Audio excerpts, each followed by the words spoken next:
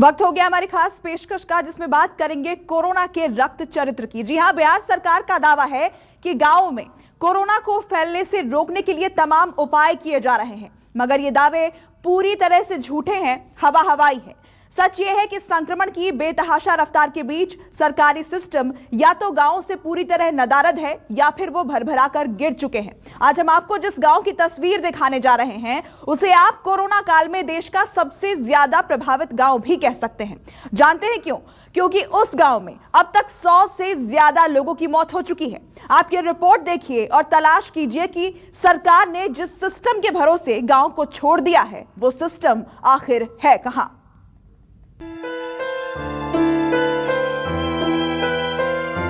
2 महीना में करीब 100 के आसपास में होगा।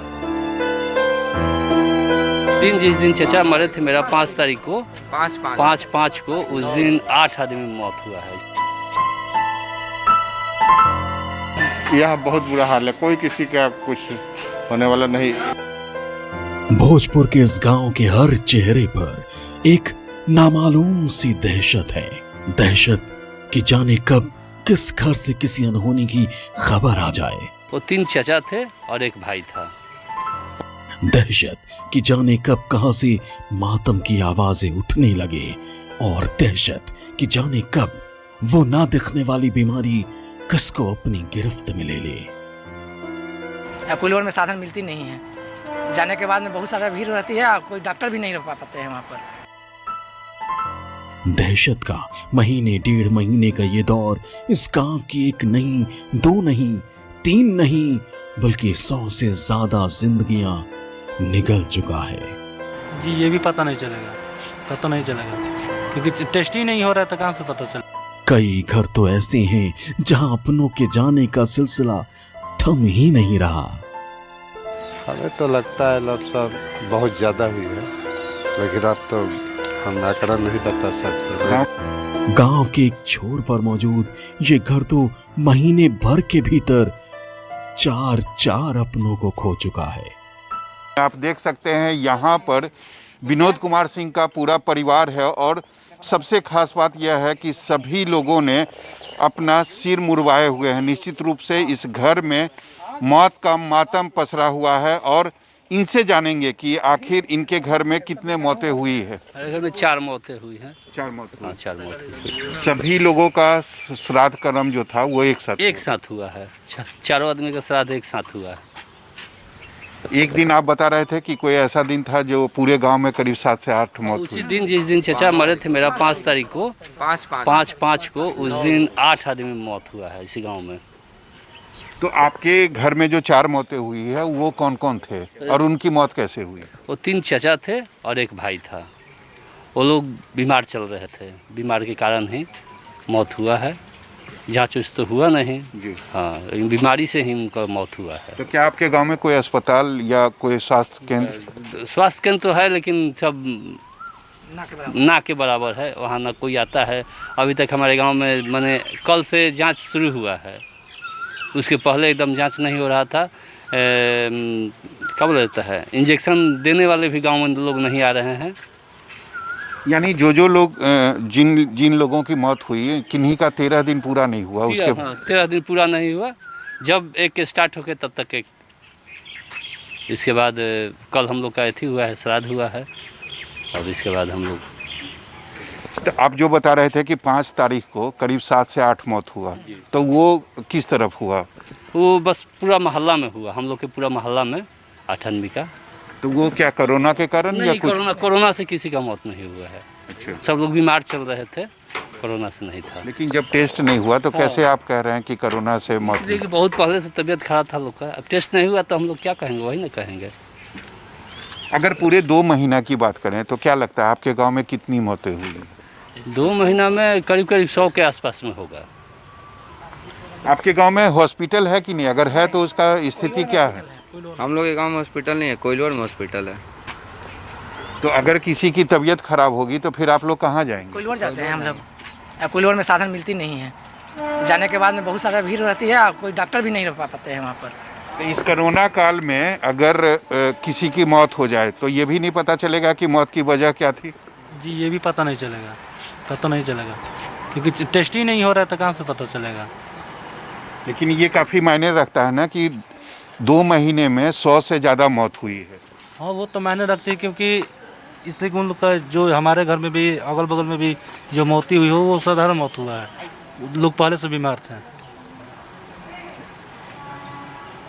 तो निश्चित रूप से यह बड़ी बात है कि इस कोरोना काल में और पिछले 2 महीने की अगर बात करें तो पिछले 2 महीने में इस गांव में 100 से ज़्यादा मौत हुई है। यह हम नहीं बल्कि गांव वाले कह रहे हैं।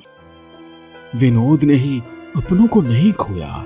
यहाँ से कुछ कदम की ही दूरी पर रामनाथ के परिवार में भी ठीक ऐसा सा ही मातम पसरा है। कुछ दिनों के फासले पर इस घर से भी 2-2 अस्थियां उठ चुकी हैं।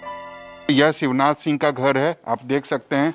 शिवनाथ सिंह हमारे साथ खड़े हैं और इस घर में पिछले 1 महीने में 2 लोगों की मौत हुई है। सर ये बताइए, ये दोनों लोग कौन थे और इनकी मौत कैसे हुई? ये मेरे पापा और बड़े पापा दोनों भाई थे। जी जी।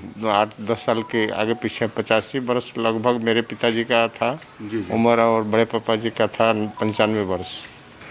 जी मेरे पिताजी तो कोविड पॉजिटिव थे जी, और उनका जांचे नहीं हुआ। लड़का की जांच किया, पॉजिटिव निकला तो उनको कहा कि लेके जाइए घरे, यहाँ से भागिए जाइए। और 16 अप्रैल को मेरा पिताजी का जांच हुआ, 17 तारीख को एक्सपायर कर गया। कोई दवा नहीं मिला, कुछ दवा नहीं मिला। वहाँ से बोला कि जाकर के जैन कॉलेज आरा में भर्ती हुई है। तो आपके गांव में भी स्वास्थ्य केंद्र है ना, उसका क्या हाल है? यहाँ बहुत बुरा हाल है, कोई किसी का कुछ होने वाला नहीं। 2020 में एक बार लगा था जांच टेस्ट के लिए, इसके बाद कोई टेस्ट नहीं हुआ। तो आपको नहीं लगता है कि अगर व्यवस्था सही रहता तो कितने लोगों की जान बच सकती थी? जान बच जाता। लगभग 2-2.5 महीना में 100 से ऊपर आदमी गुजरा, लेकिन ये कोई ज़रूरी नहीं कि सब कोई पॉजिटिव थे, लेकिन बुजुर्ग आदमी ज़्यादा गुजरे जी। मतलब पिछले 2 महीने में 100 से ज़्यादा मौत हुई है आपके गाँव? 100 से ज़्यादा। आपका क्या नाम है? आप भी पॉजिटिव थे? मेरा नाम रामनाथ सिंह जी। आपकी भी तबीयत खराब हो गई थी, आपको भी कोरोना हुआ? हम पिताजी को लेके मैं गया था वहाँ जी, तो वो बोला कि आप भी चेक करा लीजिए। मैं भी सोचा कि आए हैं तो मैं भी चेक करा लूँ। अब पिताजी को पहले चेक किया, उनको भी पॉजिटिव निकाल दिया और मेरे को भी पॉजिटिव।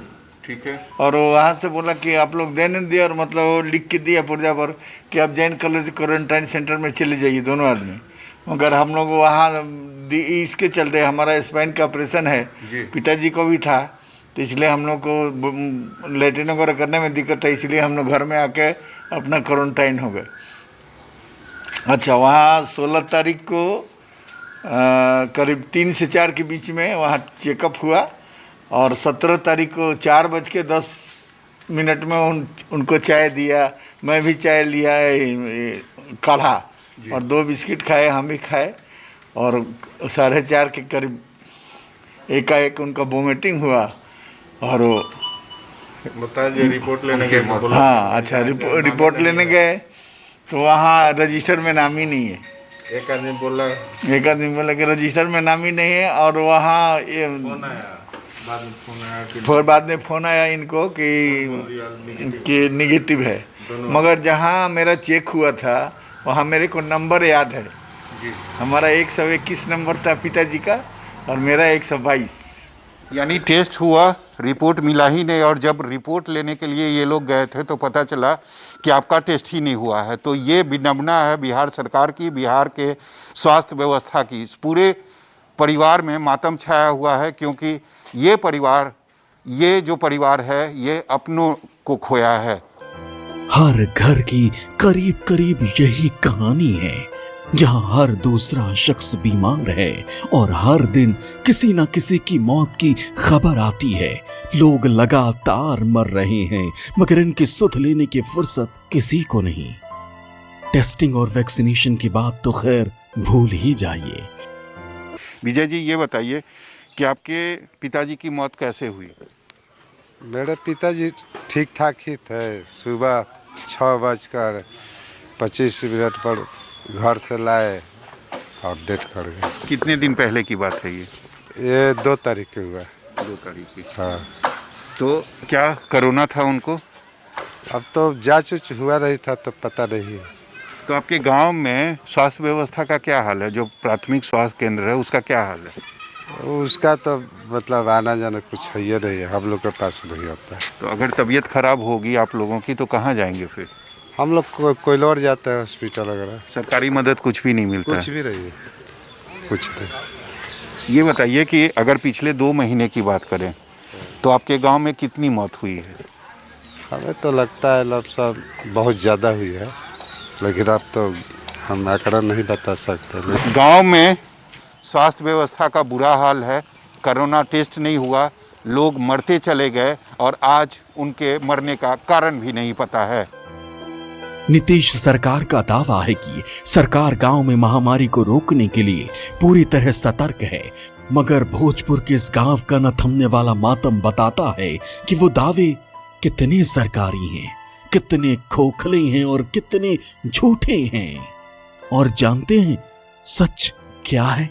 सच ये है कि जिले के सिविल सर्जन को इस गांव के हालात की खबर तक नहीं। न्यूज़ 24 की टीम ने जब उनसे इस बारे में पूछताछ की तब जाकर ये जांच की बात कर रही हैं।